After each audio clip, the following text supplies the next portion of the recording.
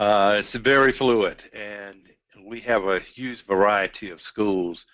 I have elementary schools that only have 200 kids, and then I got a high school with 3,500 kids. And when we started 5 years ago, and I think I shared our chart with you, um, well, some of our schools were still on T1s. So we eventually got all our schools up to 100 meg. And then this past summer, we took all of our high schools, all 18 of our high schools, and any schools that had over 800 students, we increased that to 300 meg. And what we've seen is that we were hitting during peak times, we were pegging on the 100 meg. So that's what led us to increase the capacity at those schools. We haven't bought into that. While it's a good plan where people arbitrarily say you need 1 gig at every school, or you need 10 gig out to the internet, we haven't seen that kind of usage. So it's kind of a waste of money, actually.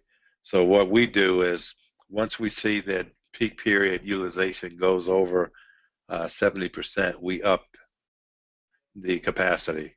So our backbone is built so we can grow it up to, at the school level, we can get up to 10 gig without having to change out our switching backbone.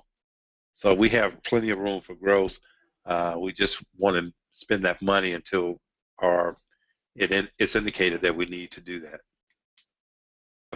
We just upped our egress to the internet from 2 gig to 4 gig.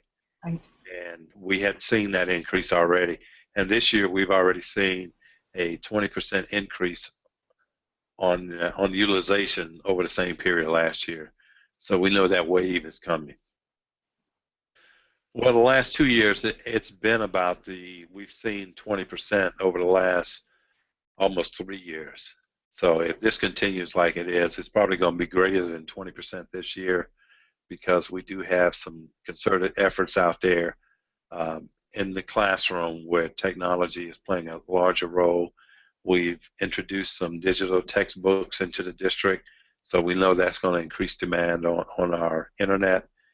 So we expect it to continue to grow.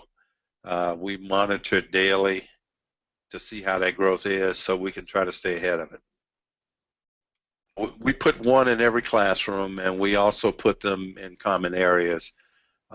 Some schools have outside areas. We address that. Some schools have, we made sure we put it in a cafeteria. Any place where kids can assemble, we wanted them to be able to access the internet. So that was our goal behind it, because we know we're approaching that point where they're not going to be any more fixed labs in the school. It's going to be kids with devices, and we want them to have access to all the tools. So that's how we kind of designed it. And we monitor it all the time. We just had a challenge day before yesterday, because our 8th graders, our leaders of the 8th graders, decided to put some YouTube videos up to help 8th graders prepare for high school.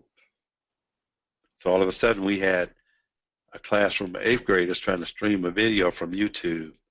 A few of them had some problems, but we adjusted once we found out that's what was going on.